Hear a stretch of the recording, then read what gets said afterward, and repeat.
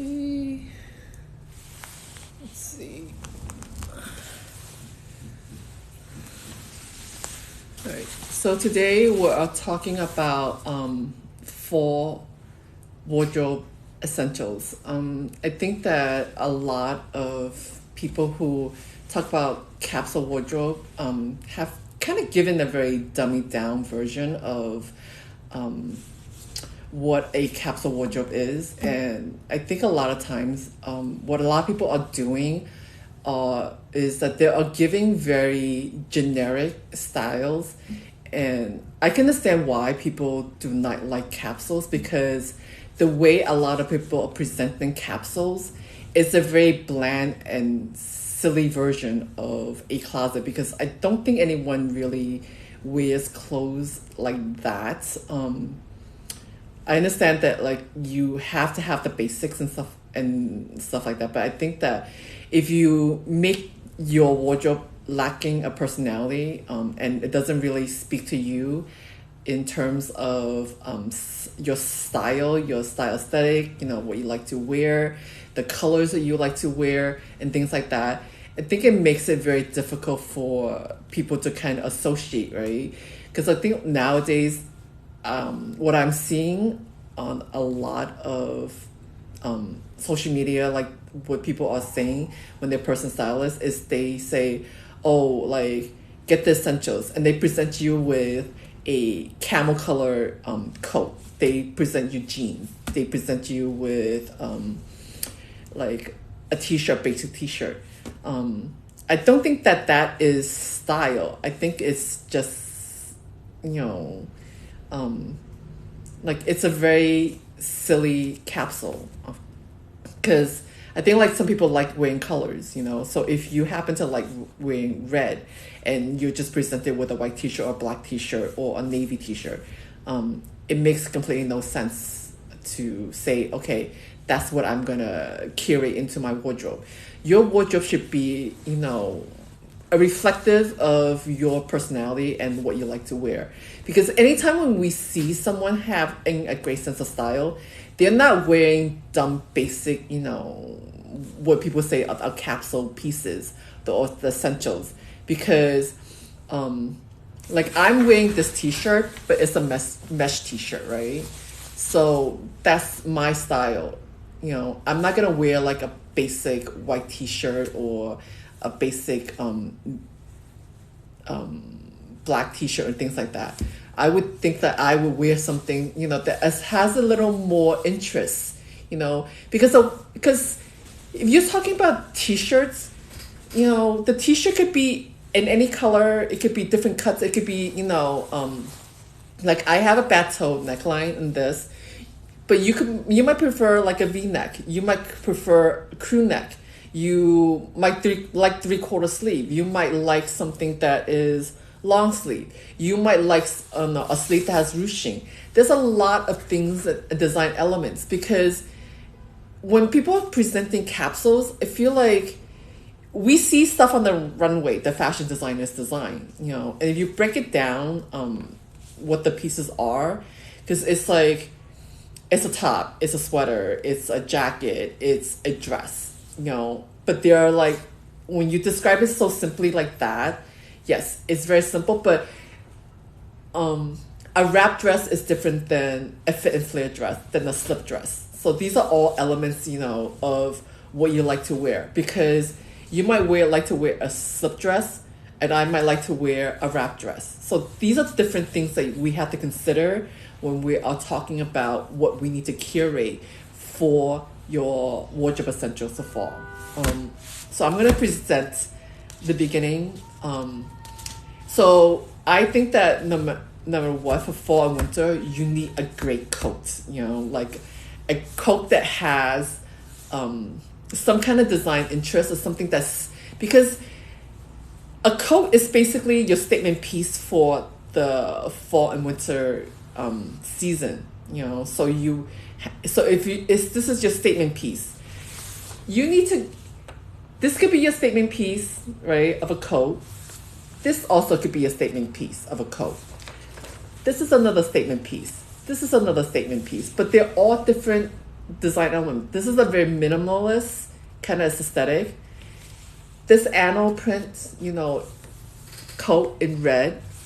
Someone with a maximalist personality might want something that has a different kind of interest and take on it than your basic camel color coat. But if you have a feminine, you might like something with embroidery. If you like an edgy style aesthetic, you might like a leather trench, So there's different things.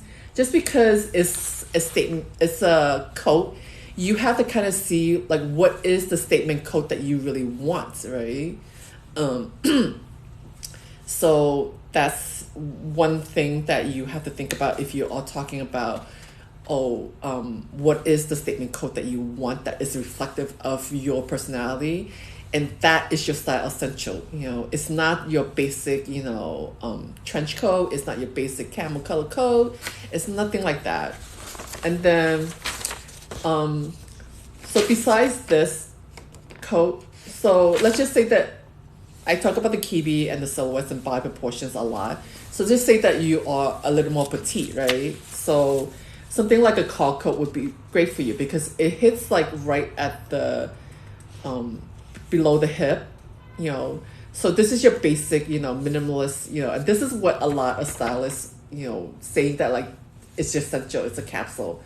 But if you have like a more self-expressive personality, like you have a maximalist personality, this would be your collar coat, and then if you have a feminine, like something like this fur coat in this aubergine color, it might fit your style aesthetic better. And again, like an edgy coat like this, it's basically a shorter trench. So it's like there are 4 different looks to this collar coat, but they all look different and they could all fit into your, style, personality and things like that. So that's why I think like, when people say, when I hear sometimes like when these stylists or these fashion influencers is like, yeah, get your essential and this is just this. Yeah, it's great if you're a minimal style aesthetic and that's what you like. But not everyone has the same personality. That's why I kind of always say you need to figure out what your style aesthetic is in order to find your statement coats, right? And then, so I'm going to do the slideshow of all the essentials that I think that, makes sense to have or curate. And it might not be for everyone, the 27 styles that I am presenting. And again, I see the comment, you're a Floridian and you wouldn't need a coat. Yes, that's absolutely true. So that's why I say like, I'm just presenting overall blanket what these essentials are. And depending on where you are, it might fit into your wardrobe essentials and it might not be depending on the climate, So, because I'm in New York, but I know also in Chicago it's a lot chillier in the winter, so you might need a heavier coat than you would need in New York City per se.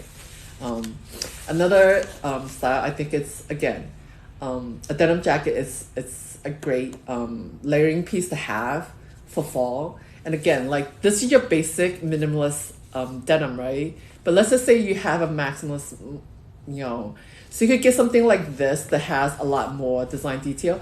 Or you might get a colored denim, right? You could get it in red, you could get it like even printed, So it's like you have to kind of figure, just because, I say get a good denim jacket, you have to kind of find the style that fits you and your personality, right?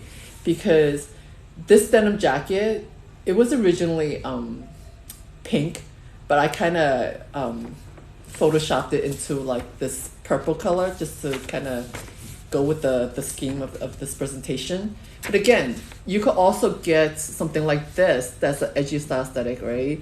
That's a little closer to the body, that has like a little more hardware, and there's a black denim. So again, it's just a matter of figuring out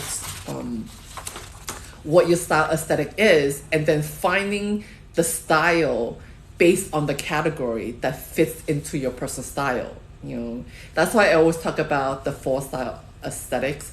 the minimal, the maximalist, the feminine, and the edgy. So it's like you might have a minimalist that's a little more basic, and you might have a maximalist that's like everything for the kitchen sink kind of personality, right? So you might have a loud personality that you want, your self-expression, your style to reflect that. Or you might have like a very feminine, like girly aesthetic, right? So that might fit more into your style aesthetic. And again, like the edgy, when I say edgy, it's like it has a masculine flair to the style. So usually like in that kind of aesthetic, it's a lot more hardware, or the cut is a lot more slimmer and things like that. So that's why I say like I always present it as these four style aesthetics, because I think like every other style aesthetic is a kind of like a derivative of a mix and match of these four style aesthetics. There's elements of it.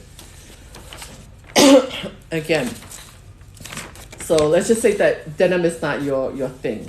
You could also go and get a leather jacket, as an option. And these are like the three different, like you get a motor jacket, you get a bomber jacket, you can also get it in a blazer. So again, it's a matter of finding the style that fits into your style, like your persona that you like to wear, things that you're comfortable and you like. Because if you like a lot of design details, that could be a maximalist, style aesthetic. And if you like things that have a hardware, so that hardware, things like that, I also associate it with an edgy style aesthetic, so things like that you have to factor in. And that's why a lot of people, they like certain designers that present certain collections and certain looks and styles down the runway over others. Like someone who likes designer like Rick Owens, right, would not necessarily like a designer like Zimmerman, right? Because Zimmerman is basically like very girly, frilly, ruffles, floral prints, and you would not say that someone who has an edgy style aesthetic, that likes, Rick Owens, could relate to, a style aesthetic that's very frilly and girly from Zimmerman. Or also like a Betsy Johnson kind of style aesthetic, is someone who really has like a loud personality. It's like a very maximalist, but it's also very feminine at the same time. So that's why I say that every style aesthetic, that's out there is a derivative of these four style aesthetics, which is the minimalist, the maximalist, the feminine, or edgy. Because definitely if you say, if I say Betsy Johnson, you know that her styles and her usage of colors is very bold, and she uses a lot of prints, but her styling is very girly, and very feminine, and that's also what she likes to wear.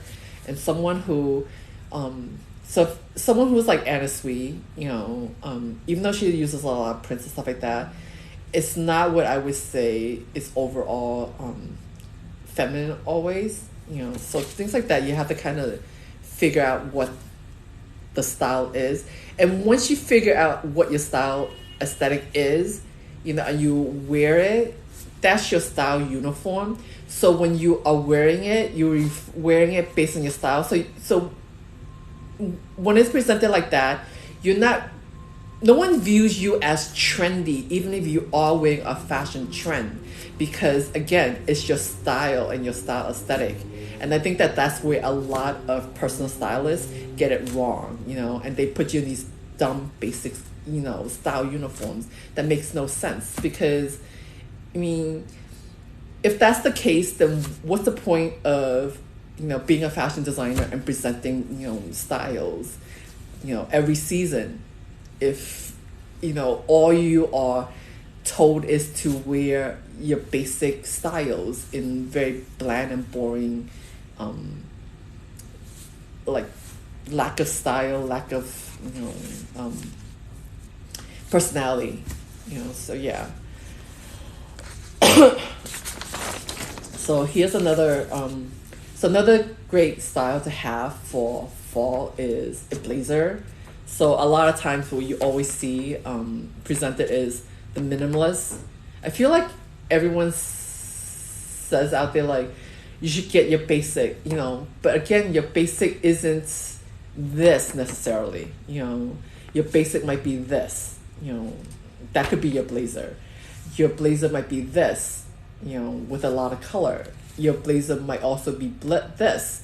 So again, if you wear it and is reflective of your style, aesthetic, and your style personality, then it doesn't look like it's trendy, you know, because again, the way you wear clothes and the way you style it is basically like it has to kind of make sense to you and your personality and the way you want to present yourself and how you want people to see you and your fashion style. So that's why I kind of, you know, again, like the blazer could be a minimalist, it could be a maximalist, it could be feminine, or it could be edgy. So these are still like 4 blazers, but they present 4 different looks. And based on the style, aesthetic, if you wear it based on what your wardrobe looks like, it doesn't look trendy. Because if you happen to be a person who loves wearing colors, like no one's gonna say that you are trendy because you are wearing the seasonal color or whatnot, or even if you wear colors that are out of season, it doesn't look like you are out of season because you're known to wear colors. And you know, if you have an edgy style aesthetic, again, like I presented in black, but let's just say that this is like a deep plum or like a deep green or navy, or like it could be red. Imagine if this was a red leather blazer. It would still be, you know, like an edgy style aesthetic because it's design elements of what the look is and how you style it. Okay, so a lot of times again, it's like this is your basic, you know, minimalist style t-shirt. But again, like a maximalist, this is still a long sleeve t-shirt, but it's all the design elements that's involved with the maximalist style aesthetic. That this could be your long sleeve t-shirt. This could be also your long sleeve t-shirt. This also could be a long sleeve t-shirt, you know. So it's like, that's why I always want to just talk about, like, just because it's a style essential, it does not need to be bland and boring. It needs to have some kind of personality and something that reflects your style and what you like to wear, you know. And like there are design elements that is in the style that should make sense in the whole way of how all the pieces work together in your wardrobe, so you can kind of mix and match and create multiple outfits and stuff like that. I think a lot of times where I see these, you know, dummied down basic, you know, wardrobe essentials, it's like it lacks personality. And I think also the styling of it just looks very basic. It looks like what is presented in the hanger is how it is like presented, how you wear it. Because I think like the people who have really great style is they add interest to the pieces, you know. I think that's why like a lot of people talk when they give you styling tips, they say, okay, tuck it here, you know, ruche it here, put a belt here. These are all styling elements that could kind of bring in a basic style to make it interesting, you know, to create looks that are not, you know, basic. Because I think that if you talk about, you know, all these, the way a lot of the personal stylists are presenting the looks, I mean, I feel like a 5th grader could wear the thing. It lacks any kind of personality. It's just, yeah, it's very dumbed down to me. And I think that if people are trying to create a personal style, like there has to be your personality behind it. And I can't emphasize it enough, you know, that if your personal style does not have your personality in it, I feel like just speaking from my perspective, it's like like there's no creativity, and it's very dummy down, and it's lacking like any interest. And again, like how a 25-year-old wears a t-shirt and how a 50-year-old wears a t-shirt is two completely different things. It's different styling. Yeah. Anyway, so again, let's go back to another essential is a dress shirt. A dress shirt could be a very basic dress shirt, or it could be something that has a lot more design elements in it, or it could, again, like this is still a dress shirt. It's still an essentially like a button down shirt, right? So, but this is a very feminine style aesthetic. Like it's got lace, it's got like all this like the nip waist and stuff like that. So it's like a very presented as a very feminine style aesthetic. And there are people who wear this, year in and year out, and that's their personal style, and they don't look dated because again, it's their personal style, and this is the edgy style aesthetic. So you see, like there is like the cut of it is a little more masculine, and there's like design details about it that's like a little more fitted and things like that. So again, I always even though I'm presenting right now 27 style essentials, again, just because I'm presenting the 27 styles, you have to kind of see what out of the 27 styles that I'm presenting makes sense for your wardrobe, right? Because you might be a person who will just love wearing pants and you would never wear a skirt or dress, right? So it wouldn't make sense for me to say, okay, just because I'm presenting a skirt that you should buy a skirt, because again, it doesn't fit into your style aesthetic. Just like I'll give you an example. Like Anna Wintour have not worn pants since the 90s, right? So if I say to Anna Wintour, like, go put a pair of jeans, she would just laugh in my face because that's not her personal style. Again, you kind of have to see like what you like to wear and what other details, what other colors, what other ways that you create outfits that make sense to you in your personal style. And these are your style essentials, and not like what like a lot of these influencers who say, buy this, it's trending for the season. Yeah, it's trending, but you have to take in the elements of those trends to make it work for your style that makes sense, things that you like to wear. Because like denim is all over the runway for fall, even for spring, right? But imagine if I go to Anna Wintour and I say, like, Anna Wintour, wear denim.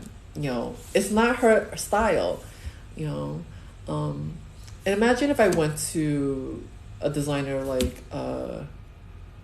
Rick Owens, and I say wear like a floor print. It wouldn't make sense because it's not the style aesthetic. So that's why I say, like, you have to kind of find the styles that make sense to you, the elements, the color, the cut, the proportions that work for you in your style aesthetic. And then, find those elements, and then find those pieces from those brands that have the style aesthetic that makes sense, so you can kind of make your wardrobe be more cohesive.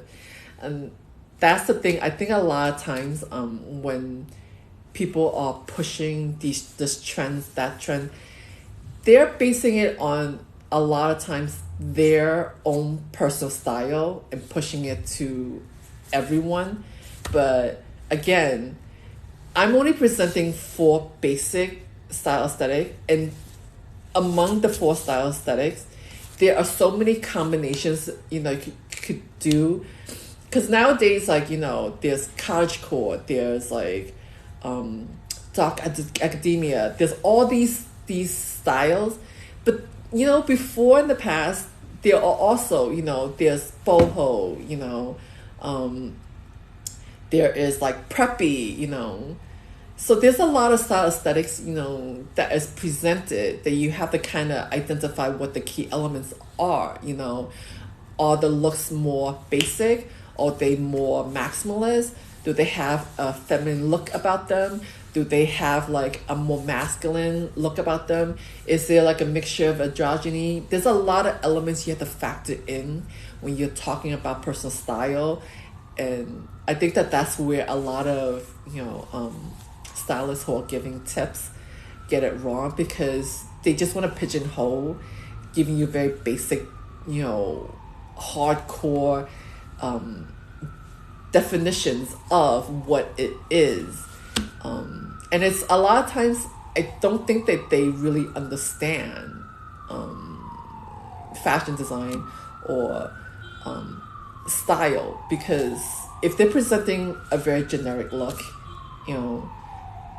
I think for the most part it's accepted because everyone's pushing the same narrative, right? But the people who we like that kind of make us do head turns, or people who kind of wear styles in an interesting way, that have a personality that fits into the way they are, And I think like if you look at a lot of fashion designers, you can see a lot of them have, I would say, they're kind of like the brand ambassadors for their own eponymous brand or the brands they work for. If you typically look at, Tom Brown, like he wears a lot of his stuff, and I know his team also wear a lot of the style aesthetic. They have a very androgynous, preppy style aesthetic to the brand, So that being said, it's like someone who, there's this designer, Ulla Johnson. So she does a lot of like boho, feminine, bohemian looks. So like someone who wears Tom Brown isn't gonna wear, pieces from Ulla Johnson, per se, right? So there are two different style aesthetics to it, and they're serving two different customer base. So I think a lot of like personal stylists don't really talk about this, and they pushing a very minimalist, basic style, and they think like, oh, it's what everyone is presenting is the capsule, and that's what you should do. But it's like, if you don't like wearing basics, if you like wearing prints, if you like, wearing ruffles, it doesn't make sense to, if I say, go get this white t-shirt, go get this white button-down shirt, because if you happen to like prints, this would make no sense to you, because you wouldn't like wearing this because you want the prints, you want the floral prints, you want the animal prints, whatever prints it is. You might want geometrics. So if you have that kind of style persona, then I would say go curate prints, find a way to wear prints to mix and match, that makes sense. Because I think like I had a styling session with someone a couple of weeks back. So her style is definitely interesting, because the way she wears her prints is like, she likes the prints on the bottom, and she likes wearing basic colors on top, right? So she has like a lot of neutrals like black, white, beige, grays as tops. But the interesting thing is like she has these very maximalist style pants, and skirts and stuff like that, right? So it's very interesting, like, because a lot of times, like of our focus, the way we train our eyes is usually like the tops get a lot of attention and not so much the bottom. But her styling was very interesting, that she likes to wear like a lot of prints and different cuts on her bottoms. Like she had joggers, she had joppers, she had like harem pants. And then they were in different kind of prints. They were in floral prints, they were in graphic prints. So that's her style, and it looks really good on her when she wears and styles it like that, right? But so when I kind of, so I think like the way she has been, you know, when she told me like how she's been styling it, because I asked her to put a couple of outfits and see how she wears her clothes. So she's basically following these rules from these very from these person stylists of giving very generic basic rules of doing you know, like your basics of this pairing with this. But when I kind of presented to her, like, well, if you presented the because she was also wearing like the solid colors with the solid colors, and it was very bland and boring. So then when I kind of say, oh, you know, if you just wore your solid tops with the printed pants, you could create like a lot of different looks. And then when I kind of presented to her like that, she really kind of saw things differently.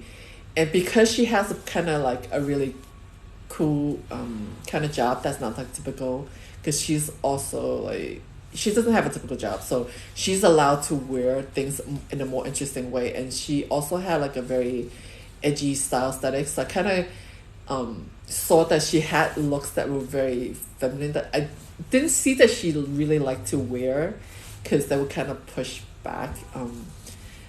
Yeah, so, and she didn't like wearing dresses, and she doesn't have any jumpsuits and stuff like that. So it's just like all this stuff in her wardrobe, and kind of presenting her like different styling tips and stuff like that, how to kind of wear things where it's not typical but atypical, you know. And then once she saw that, she saw like there's like the pieces that she had were a lot more interesting than she originally thought, you know. So when I kind of presented and style it for her, she kind of saw like all these other options open up for her. And I think that that's what a lot of stylists I see, like the way they present it is like there isn't any cool styling way of wearing clothes except beyond the basic. And I think that that's why people are so bored with their wardrobe, and that's why a lot of times like they are very susceptible to buying trends, because the trends is presented on the runway as a styling is cool. But if you break down the look and what you like about the look, and then kind of try to shop your closet to recreate the looks, that's where I think that a lot of personal stylists are getting it wrong, because they are not presenting any cool way of wearing the basics, you know. Anyway, so after I talked to her, I think like, yeah, she has a lot more interest in her wardrobe, her existing wardrobe, and I think that she kind of can see things that she's missing, that she could kind of fill in the blanks on what she's missing, so she could kind of curate into the styles that she wants and things like that. So again, like yeah. So anyway, let me go back. Another piece you have is a turtleneck for your fall wardrobe. Again, it could be a basic, it could be something with like a maximalist, you know, style aesthetic. It could be feminine, it could be edgy. So again, it's presenting like all these pieces in different styles and style aesthetics, you know, to figure out like what it is that you personally like, you know. Because again, like I'm presenting this, a lot of times it's just like presented as a minimalist, right? This is your camisole, this is your underpinning. But this could also be your underpinning. And when I say underpinning, it's basically a piece that you will wear under a jacket or a cardigan or something, right? So you can kind of, you know, it's a layering piece.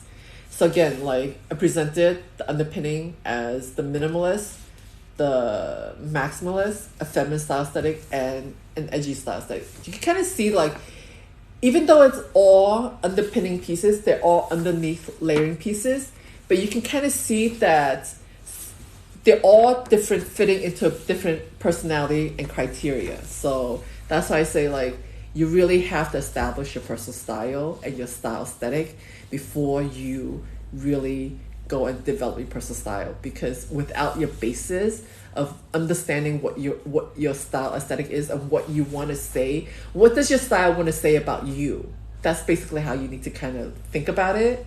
So this way, when you are shopping, you shopping and into the looks that create outfits, you know, that can mix and match with the pieces that you already have in your wardrobe. So it looks a lot more cohesive, and you don't spend money wasting money on like buying styles that are out of your style aesthetic. Because if you have a feminine style aesthetic and this works for you with other pieces in your closet, it would make sense to you buy this, because this would be harder to pair with the other pieces that are in your closet. So you end up buying this. You might like it, but you might not wear it because it's very hard for you to create outfits with this style, with all the other pieces that go with this style. So that's why I say, really, like, when you have a style aesthetic established, you'll be less inclined to buy out of, you know, your style aesthetic and wasting your money on styles that would just sit in your closet. Because number one, it's like, it doesn't really go with any outfits that you can kind of create with what it exists. And then another thing is, like, the body proportions and the cut of it might not fit into your body proportions or your styling. So that's why a lot of times, like, we might want to wear this, but it looks awful on us, right? And then we don't wear it because it just looks bad. And then we don't know how to create a look that looks good with our body proportions. So that it sits in your closet, and then you're wasting money and buying a trend. Because that's, to me, what it is. It's like, this is what's happening in the runway, and then, you know, everyone's pushing this, but then you buy it, it's like, you can't create any outfits, and you don't wear it, and you don't have anything to wear with. So, and also you might not be comfortable wearing a style like this. So a lot of these elements you have to think about, you know, so this way you don't waste your money on buying trends that are not your personal style. Again, so different skirts, you know. Again, it's presenting a different style aesthetic. Jeans, again, different cuts, you know. And again, pants and jeans are one of those things I could say, as a designer and someone who's worked in fashion, pants are the most difficult things to fit. If you could find a brand that, you know, fits your body, I'd be more brand loyal to that brand, because the fit model that they're using most likely have the same body proportion as you, and that's why it looks good on you, you know.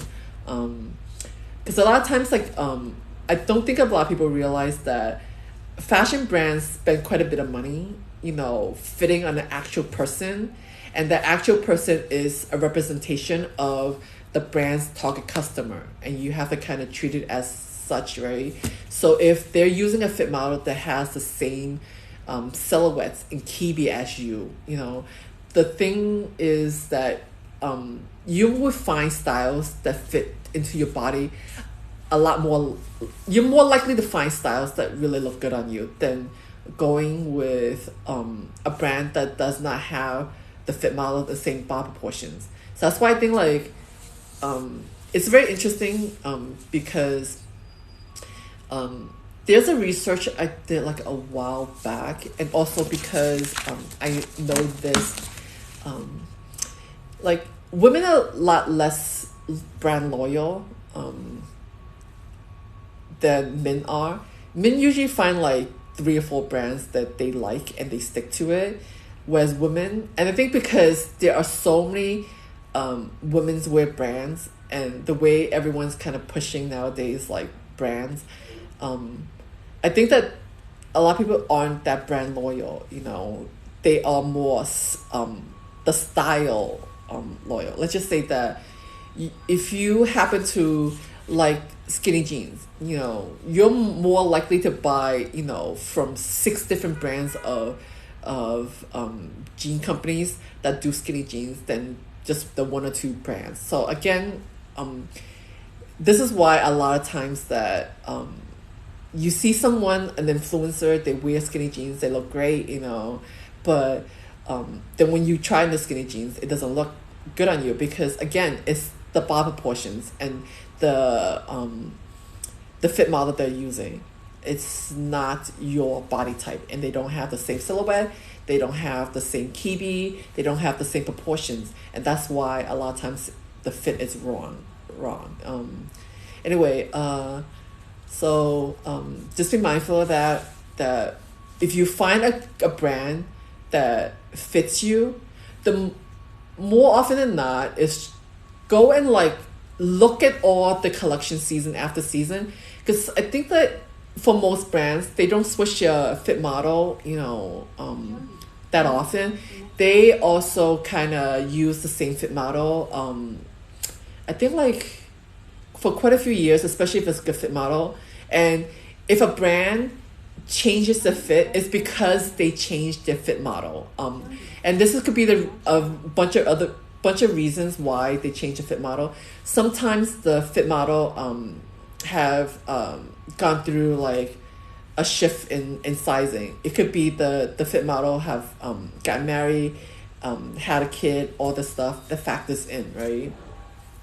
And then a fit model who's under 25, this is based on my experience only, and I could only say this having worked for so many brands, is a fit model generally under 25. I don't think that it's a good fit model. I prefer to work with fit models that are like older, around the 30-year age, because I think like it's a lot more fleshed out. And so if you're working for a younger brand, let's just say, right, and their image and how they present the brand is a younger style aesthetic, right? Let's just take in case like a point of one of the brands I work for.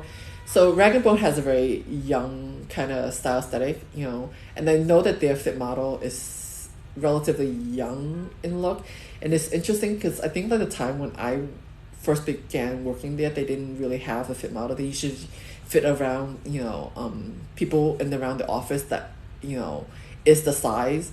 But then also kind of a lot of fit issues because just because there are size 4 or size 2, again, like someone who they use one of the sales assistants who is a size 4, but she's also like 5'8", and then they also use another fit model, like she's a size 4, but she's 5'2", and she's a lot curvier.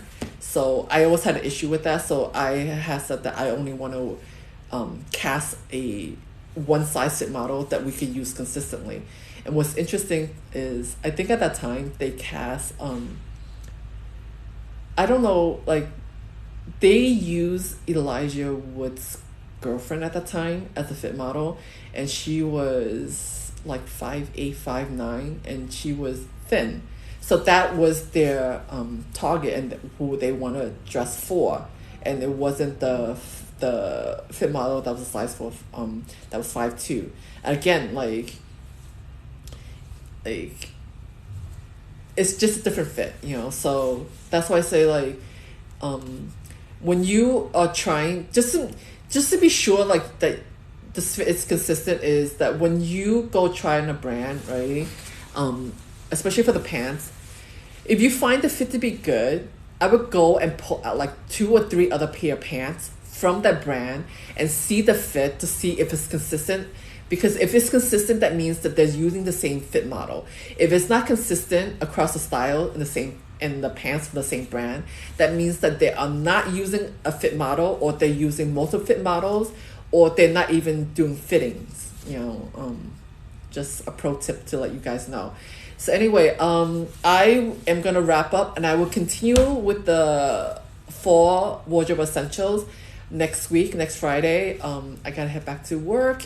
So anyway, thank you for joining me, and I will talk to you next week. Bye.